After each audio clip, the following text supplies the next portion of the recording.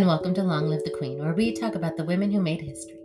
And by we, I mean the royal we, because it's just me. This week, our subject is Queen Mary the First.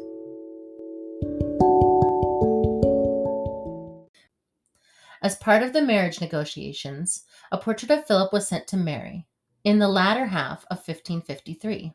If they married and had a child, that child would be heir to the throne of England and a half-sibling to the future King of Spain. So maybe they would have built a family alliance.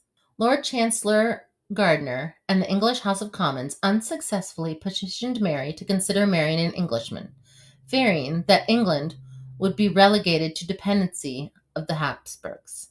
They weren't interested in becoming the junior partner of Spain, who at that time was the stronger country. The marriage was unpopular with the English. Gardiner and his allies opposed it on the basis of patriotism, while Protestants were motivated by a fear of Catholicism. If very Catholic Mary and very Catholic Philip had a baby, that baby would probably be very, very Catholic. When Mary insisted on marrying Philip, it was the last straw. Insurrections broke out.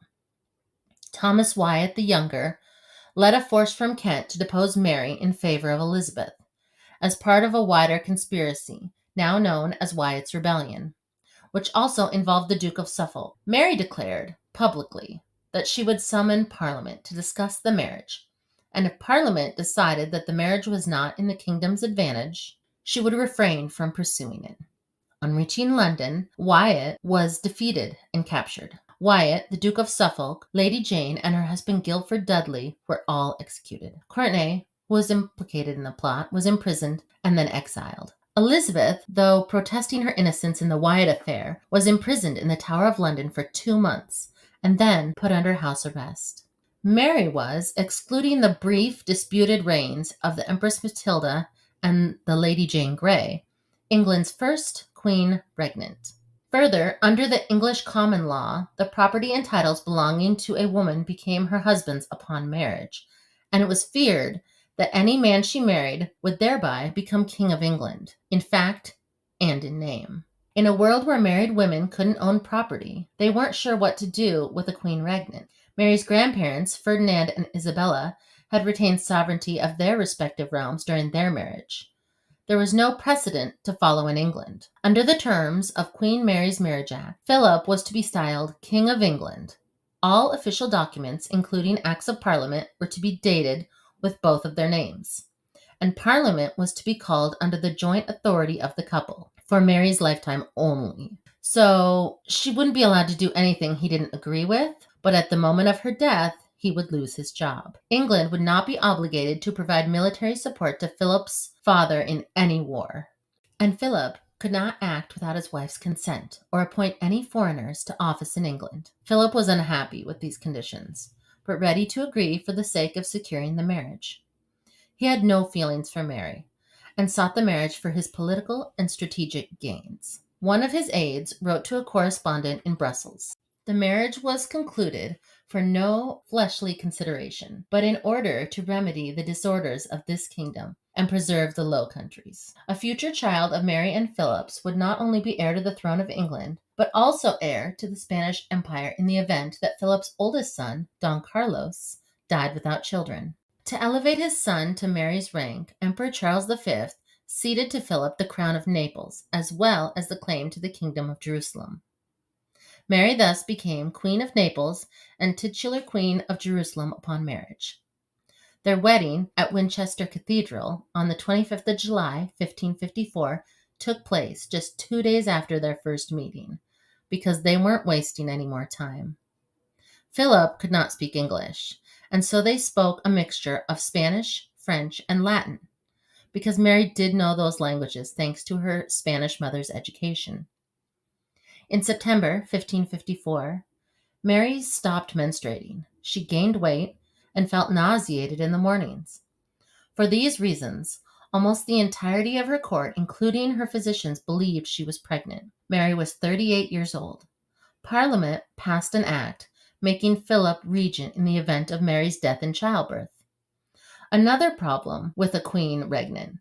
She had to take all the risk in supplying the heir. In the last week of April 1555, Elizabeth was released from house arrest and called to court as witness to the birth, which was expected imminently. According to the Venetian ambassador, Philip may have planned to marry Elizabeth in the event of Mary's death in childbirth. But in a letter to his brother-in-law, Maximilian of Austria, Philip expressed uncertainty as to whether Mary was even pregnant. Thanksgiving services in the Diocese of London were held at the end of April, after false rumors that Mary had given birth to a son spread across Europe. Through May and June, the apparent delay in delivery fed gossip that Mary was not pregnant. One of Mary's ladies revealed her doubts to the French ambassador. Mary should have had her baby by now. Mary continued to exhibit signs of pregnancy until July 1555, when her abdomen receded. Her pregnancy was dismissively ridiculed as more likely to end in wind rather than anything else. It was most likely a false pregnancy, perhaps induced by Mary's overwhelming desire to have a child. In August, soon after the disgrace of the false pregnancy, which Mary considered God's punishment for her having tolerated heretics in her realm, Philip left England to command his armies against France in Flanders. Mary was heartbroken and fell into deep depression. The Queen's grief was described as extraordinarily in love with her husband and disconsolate at his departure. She was also not going to get pregnant with her husband away, and having a baby was her only option to stop her half-sister from becoming the next queen, her Protestant half-sister, Elizabeth. Elizabeth remained at court until October, apparently restored to favor. In the absence of any children, Philip was concerned that one of the next claimants to the English throne after his sister-in-law was Mary, Queen of Scots, who was betrothed to the Dauphin of France. Philip persuaded his wife that Elizabeth should marry his cousin, Emmanuel Philibert, Duke of Savoy, to secure the Catholic succession and preserve the Habsburg interest in England. But England refused to agree, and parliamentary support was unlikely.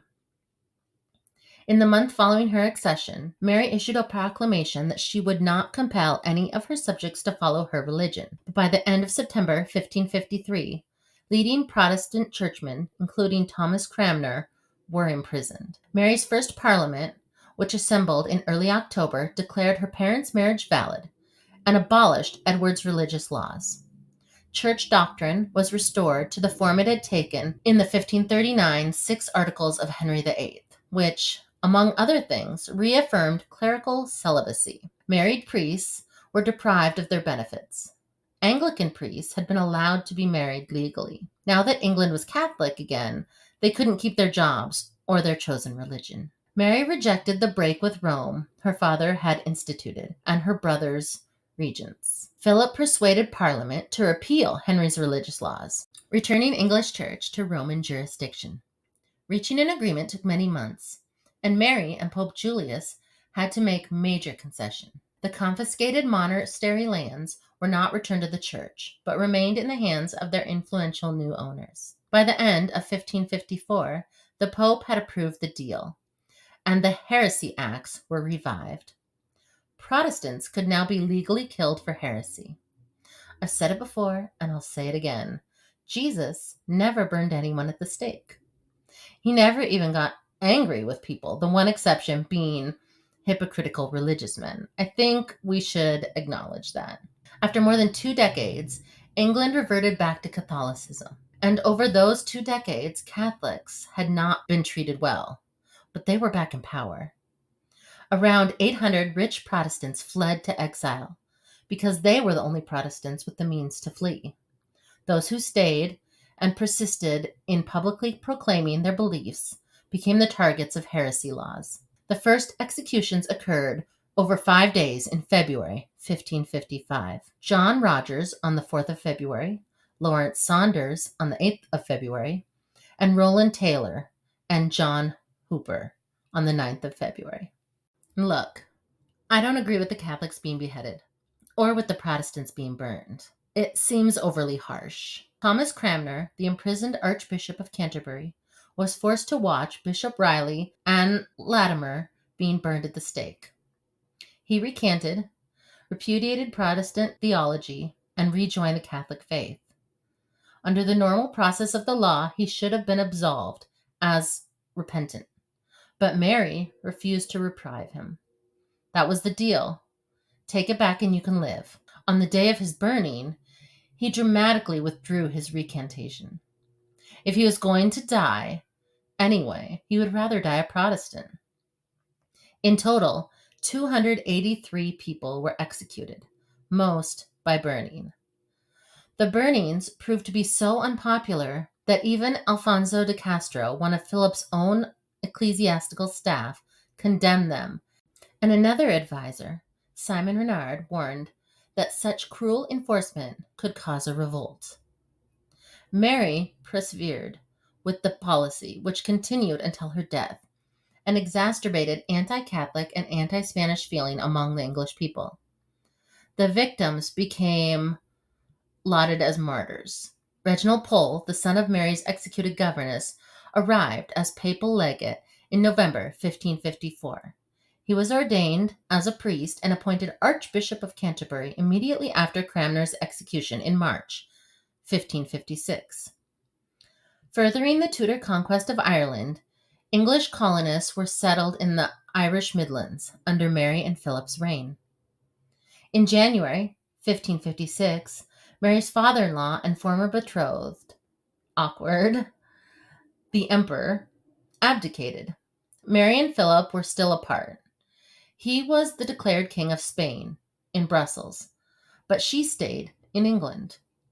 Philip negotiated an unsteady truce with the French in February 1556.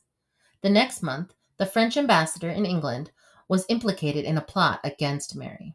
The plot, known as the Dudley Conspiracy, was betrayed, and the conspirators in England were rounded up. Dudley remained in exile in France. Philip returned to England from March to July 1557 to persuade Mary to support Spain in a renewed war against France. Philip was clearly in this marriage for any political advantages he may receive. Mary was in favor of declaring war, but her counselors opposed it because French trade would be jeopardized. And in a series of poor harvests, England lacked the supplies and finances. War was only declared in June 1557 after Reginald Pole's nephew, Thomas Stafford, invaded England and seized Scarborough Castle with French help in a failed attempt to depose Mary. As a result of the war, relations between England and the papacy became strained, since Pope Paul IV was allied with Henry II of France, the same Henry that had also been her betrothed when they were children. In August, English forces were victorious in the aftermath of the Battle of St. Quentin. With one eyewitness reporting, both sides fought most choicely, and the English best of all. Celebrations were brief, as in January 1558, French forces took Calais, England's sole remaining possession on the European mainland. The only thing England had gained during the 100 Years' War. So that was disappointing. Although the territory was financially burdensome, the loss was a mortifying blow to the Queen's prestige. She had lost the territory her great-great-great-great-great-grandfather had acquired hundreds of years before. They fought a war for 100 years to keep it. The weather during the years of Mary's reign was consistently wet. The persistent rain and flooding led to famine. Another problem was the decline of the Antwerp cloth trade. Despite Mary's marriage to Philip, England did not benefit from Spain's enormously lucrative trade in the New World. The mercantilist Spanish guarded their trade routes jealously. They didn't like to share. And Mary could not condone English smuggling or piracy against her own husband.